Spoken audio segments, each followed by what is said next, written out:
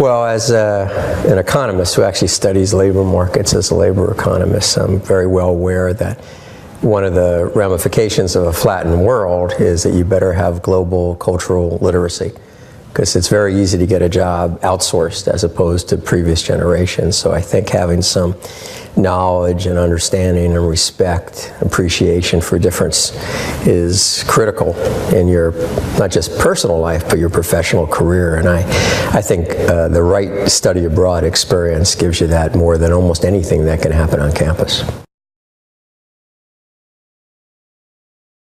Well, there are 4 pillars to this strategic plan. The first one's discover, and we pick different research areas, very heavily influenced by what's going on throughout the world and how Northwestern University can contribute to the world.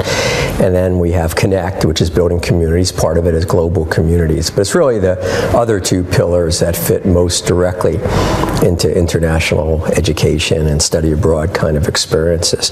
One is to integrate with what happens in the classroom with what happens outside the classroom. And that's always been easy to talk about, but in my 35 years as a faculty member, it's very difficult to do. Faculty like to control the classroom experience, and I'm one of them. That's what I like to do. And we're very wary about trying to integrate anything that happens outside. But study abroad is an exception to that. It's always been an exception to that. So, I mean, if you're studying economics and politics and you go over to Paris to Sciences Po, or you're studying Asian languages and cultures and history and politics, and you go over to Beida, I mean, that integrates what happens in the classroom with what happens outside the classroom in a way that we just have always dreamed about. And then the 4th pillar is engaging with the world. And 2 aspects of that is, one is bringing the world to Northwestern, and the other one is Northwestern to the world. And we've greatly increased the representation of international students, particularly in the undergraduate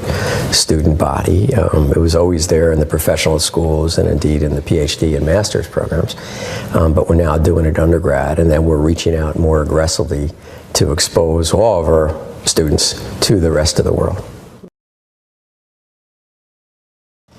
Well, I think it's sort of tricky because, you know, we're a 501c3. We have tax advantages from this country, not from any global entity or from anywhere else. So sometimes people push back and they say that, you know, we were always underrepresented, for example, for undergrads in non-U.S. citizens. The year before I got here, we had about 6%. Now we're pushing 10%. And I hope we can cross into above that.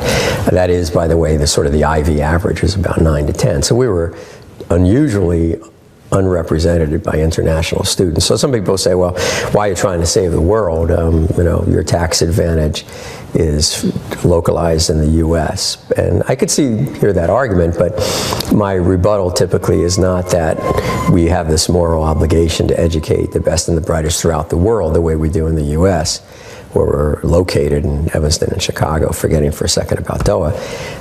But we do have an obligation to educate all of our students to be successful in the world, and to not have international students studying alongside, singing alongside in a cappella groups, participating alongside in intramural soccer or whatever, and living in the dorms. We're not going to prepare our American students for success in the world.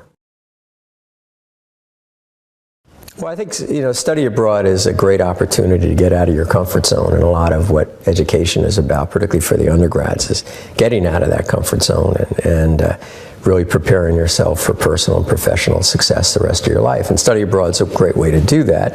That said, study abroad opportunities are very heterogeneous. There are all kinds of different sorts of things, and why I've always felt that going abroad is a good experience. You're always going to have some positive aspects to learning and getting along more in a self-sufficient manner. You know, there are very different kinds of opportunities. The intellectual challenges vary greatly, you know, sometimes, and you know, language skills. So do you go study abroad at a country where it's your native language or not? That's an important consideration. If not, do you do a homestay, or do you live in a dorm with other foreign students? And what level of intellectual engagement do you want and can you expect? And that's all across the board. I mean, just as higher education in the U.S. is very heterogeneous, very different options. I think a lot of students, when they decide about study abroad, they don't realize how different the different programs are.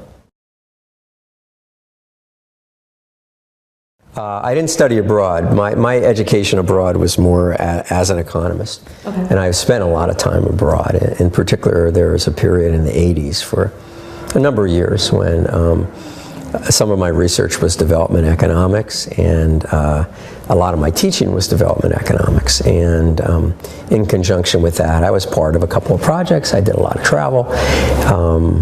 Some years I would spend 2+ months a year in Africa, and I did that probably for 8 years or something. So I've spent a lot of time, some in Asia, more in Africa. I never had the opportunity. When I graduated college in 1975, I don't think these programs were, expected then. I mean, it was more, you're going abroad, that's sort of a different kind of thing.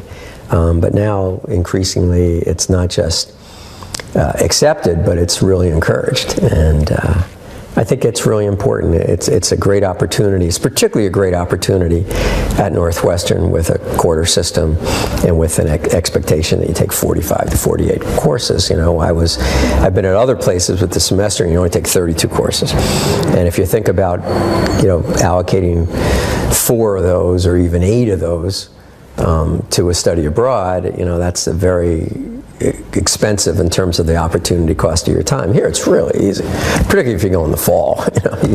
So you're going there. You're still probably taking 42 to 44 courses here, and you can take 4. Or the summer. That's another thing that is relatively new. And one of the joys of my time here is that I think every summer since I've been president, I've met with the students at Beida. They were at Tsinghua. We moved into Beidas, and a couple of times I accompanied them on a trip to the Great Wall of China. I've been going to the Great Wall since '89, so I still get thrilled, but I've been there so many times. It's not the thrill it was the first couple, but it's great to be with the students and to see them, studying Chinese language and politics and history and culture, and to be immersed there and see them there in the Great Wall. And this year was even more fun because I took I accompanied a large group to Xi'an to see the terracotta warriors, and that was wonderful. And last year I went down to